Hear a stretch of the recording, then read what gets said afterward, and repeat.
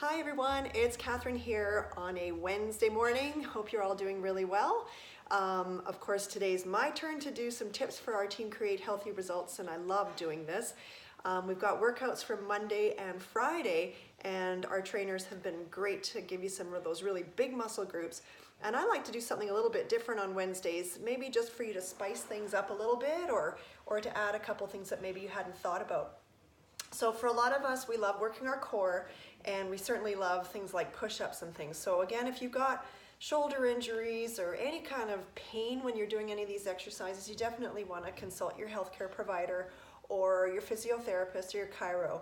But if you're good to go, then let's start applying some of these cool modifications to your standard push-up. So myself, I love push-ups. I have for a long time. I am careful though to make sure I do some myofascial release, thanks to my new friend Kathleen, on my pecs, because they do tend to crowd me in. So rule of thumb for me too is I do 2 back exercises, so maybe reverse flies or some rows, in addition to 1 pec exercise, because we do tend to be encouraged to roll in just from our day-to-day activities of being in front of the computer or driving or even carrying groceries, things like that. So you do want to make sure that you do 2 back exercises per 1 pec.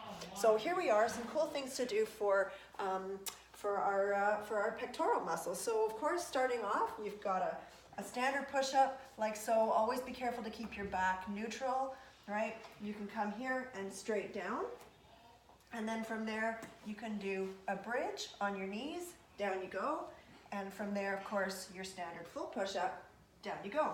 Your hands are just a little wider than shoulder width apart, and you're taking your body as low as if you're wearing a ball cap and the top of the ball cap was touching the mat.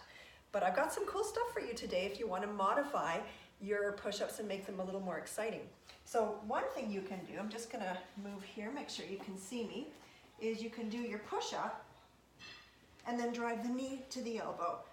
Push up and drive the knee to the elbow. So what that does, it actually requires some flexibility through your back, and it mixes it up, makes it a little more fun. That's one. The second one you can do is push up and drive your knee to the outside. So let's try that again. Push up and drive your knee up to the outside. And that way you're actually getting some external oblique as well. And a final one, we've only got 3 today, so 3 things is good enough to focus on, is your push-up. I'll do it this way actually, is your standard push-up.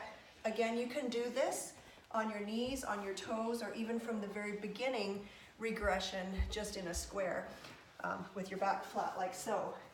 But adding the ball provides a bit of instability. So you can do your push-up and then roll.